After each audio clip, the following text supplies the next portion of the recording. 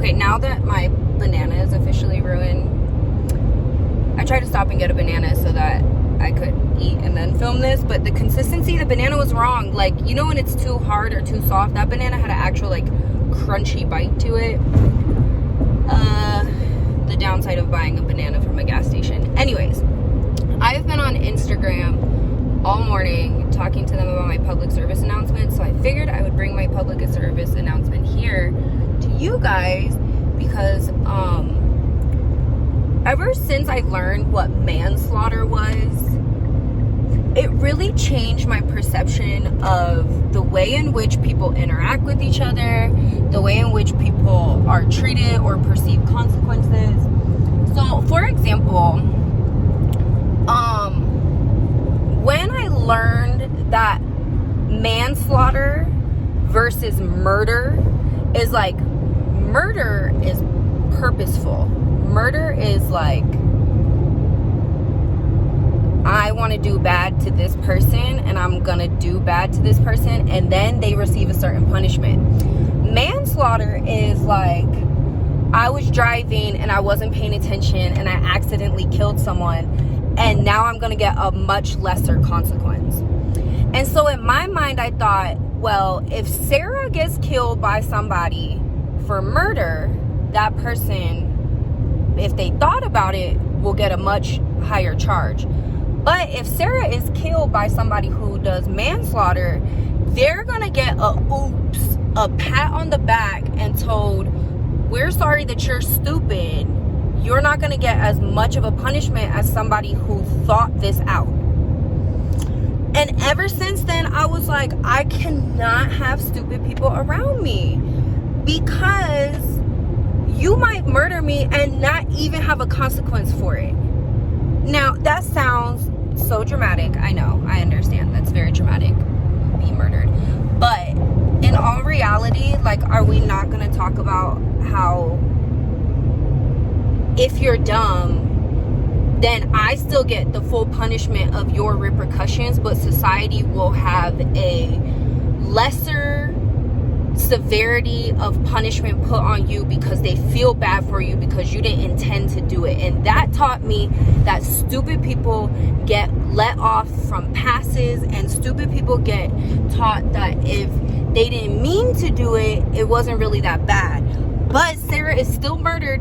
Sarah is still dead. She's still gone. Still gone if you kill me and it's manslaughter. So I've taken the hard stance of public service announcing that I don't want stupid people around me.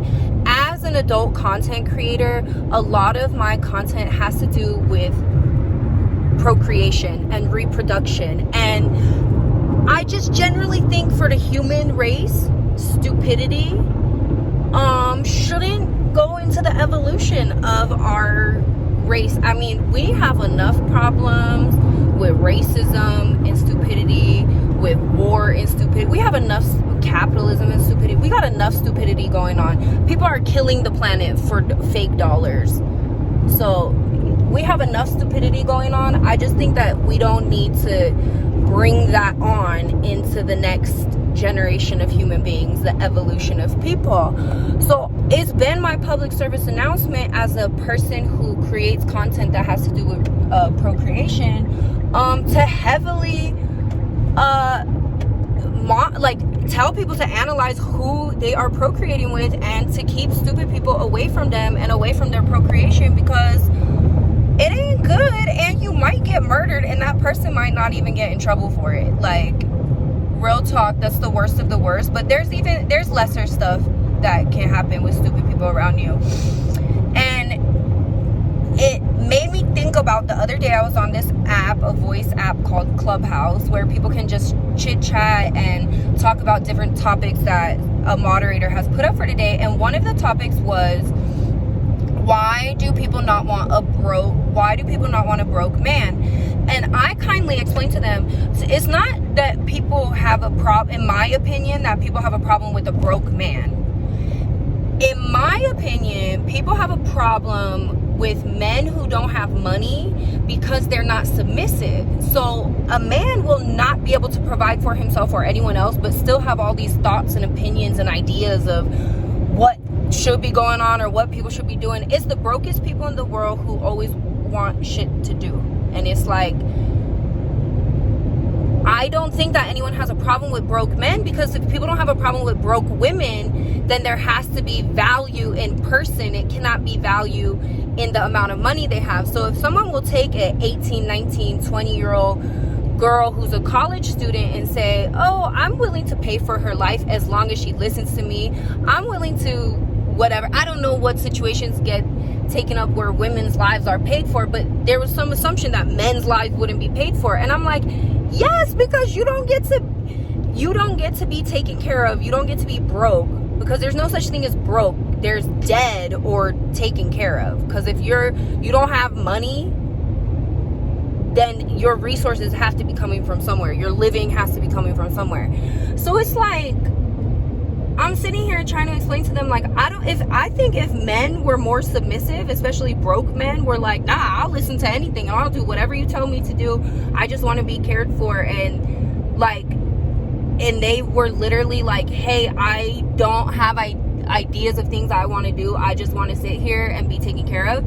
I don't think that it would be such a big pushback from people like that we have now, where there's clubhouse rooms of people saying like, why do people have a problem with broke men? It's like, no, people have a problem with people who can't provide for themselves or provide the things that they internally want to do. If you outwardly cannot produce the things that you inwardly want to do, it makes for an unhappy person, right? If you want to do something and you're not doing it, then you're just going to be unhappy. So it's like, I don't want an unhappy man around me, because here's the caveat as a woman, is that stupid men are physically dangerous to women, to smart women and to stupid women. A stupid guy is still strong. A stupid guy can still get upset and still be like, I want to do this thing, and he can't provide for himself or for you or provide to do that thing, but he still has emotions and is still upset. So for me, that's why I don't like stupid people around me. This is why I campaign to eradicate stupidity from the human race, because I'm not understanding why, as women, you wouldn't see the severity of danger to yourself to be around someone who is dumb and strong and opinionated and emotional.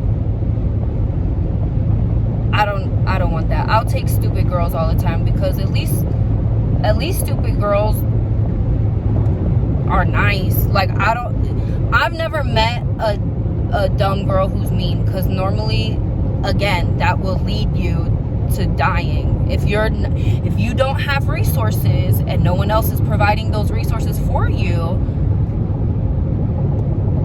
So I don't know. So I wanted to take a second and tell y'all why I have such a problem with stupid men in general, and why I'm like always campaigning against, please keep your stupid away from me, because it's not even about 20 years, 30 years into the future of like evolution. It's about right now. You might manslaughter me on accident because you didn't think that you can't put a toaster near a bathtub, and now I'm just dead, and you just not gonna catch the whole consequence that you needed to get to learn to not do that again. I don't like stupid. Please stay away from